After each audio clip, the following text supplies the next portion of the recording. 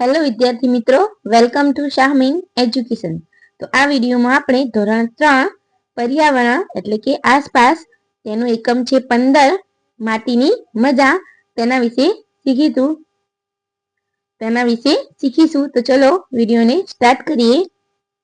તો અહીંયા આપણને એકમ 15 આપેલું છે માટીની મજા।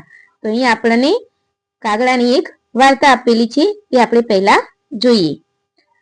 એક હતું કોઠીંબુ, તે વાડે વાડે દોડતું જતું હતું।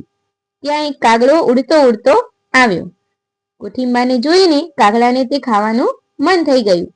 કાગડો જ્યાં ચાંચ લાંબી કરીને કોઠીંબાને ખાવા જાય ત્યાં કોઠીંબુ કહે, બાપુ, આવી ગંદી ચાંચે મને ન ખવાય, ક્યાંકથી પાણી લઈ ધોઈ આવો। કાગડો તો ચાંચ ધોવા કુવા પાસે ગયો। જઈને કુવાને કહે, કુવા કુવા કુવા દેવા, આંગણ આવ્યા કાગ દેવા, આલો પાણીડા ધોવું ચાંચુડી, ખાવું કોઠીંબુ બડુક બડુક લાગે। એટલે કુવો કહે, પાણી જોઈતું હોય તો કુંભારને ત્યાંથી ગડુલો લઈને આવ ને પાણી સિંચી લે। કાગડો તો ઉડતો ઉડતો કુંભાર વાડે ગયો। જઈને કુંભારને કહે, કુંભાર કુંભાર કુંભાર દેવા, આંગણ આવ્યા કાગ દેવા, આલો ગડુલો સિંચું પાણીડા, ધોવું ચાંચુડી, ખાવું કોઠીંબુ બડુક બડુક લાગે। કુંભાર કહે, માટી લાવ તો રૂપાળો ગડુલો ઘડી દઉં। એટલે કાગડો ગયો ટીંબા પાસે। જઈને ટીંબાને કહે, ટીંબા ટીંબા ટીંબા દેવા, આંગણ આવ્યા કાગ દેવા, આલો માટુડી આપું કુંભારને, ઘડે ઘડુલો સિંચું પાણીડા, ધોવું ચાંચુડી, ખાવું કોઠીંબુ બડુક બડુક લાગે। ટીંબો કહે, મરગલાની સિંગડી લઈને ખોદી લે, ના કોણ પાડે છે? કાગડો તો ઉડતો ઉડતો ગયો મરગલા પાસે।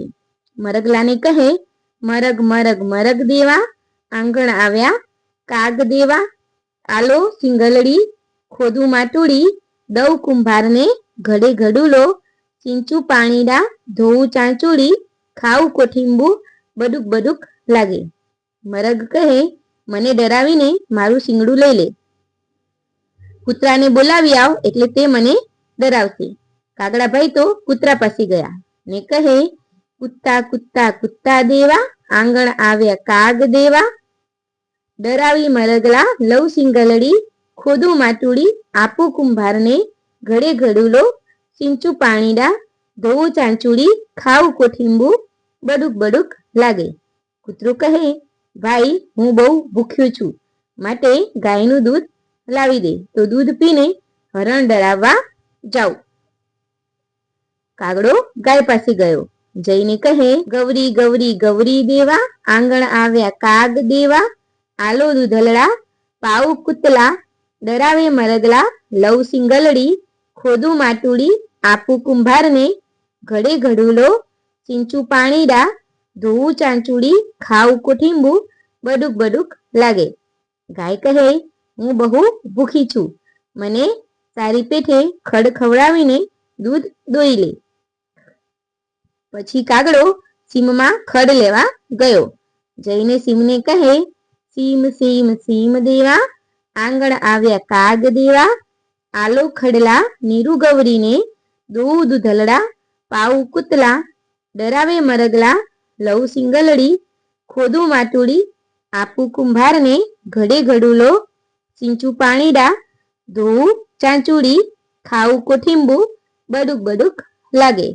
સીમ કહે, ભાઈ, લુહારને ત્યાંથી દાંતરડું લઈ આવ અને ખડ વાઢી લે। કાગડો તો લુહાર પાસે ગયો।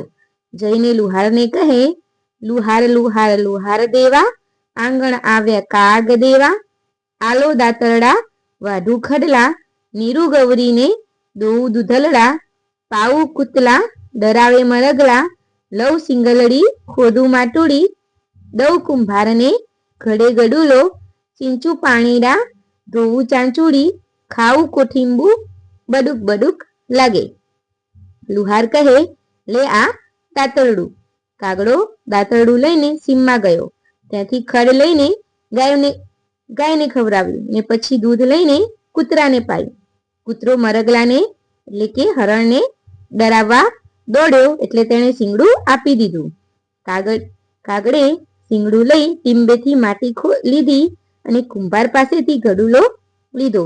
પછી કૂવામાંથી પાણી કાઢીને પોતાની ચાંચ ધોઈ નાખીને કોઠીંબુ આ વાર્તા પૂરી થાય છે. હવે આગળ જોઈએ.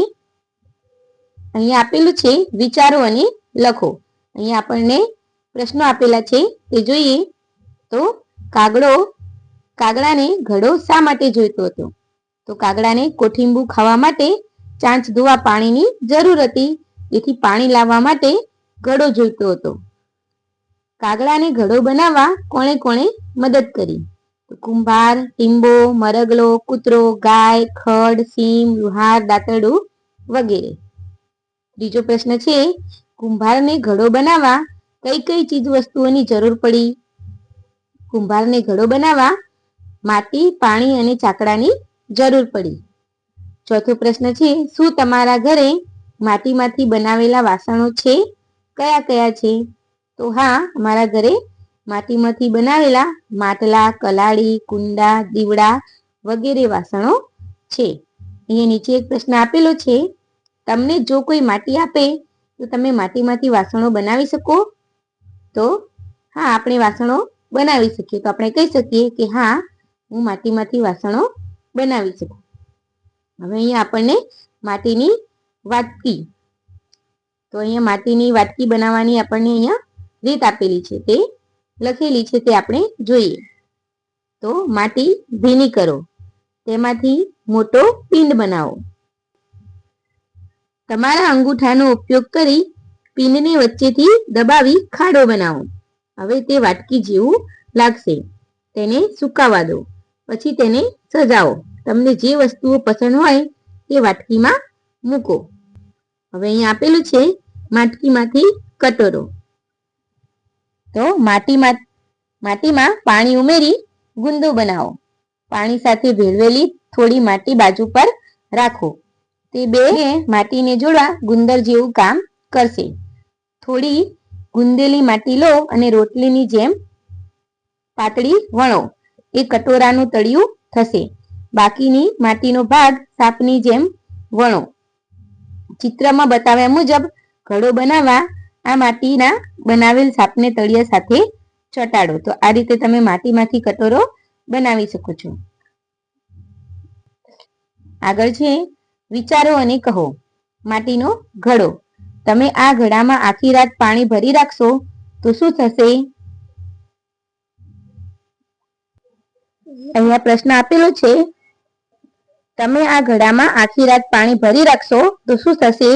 તો આ ઘડો હજી કાચો છે, તો આપણે તેમાં પાણી ભરી રાખીશું તો માટી ગળી જશે અને પાણી ઢોળાઈ જશે.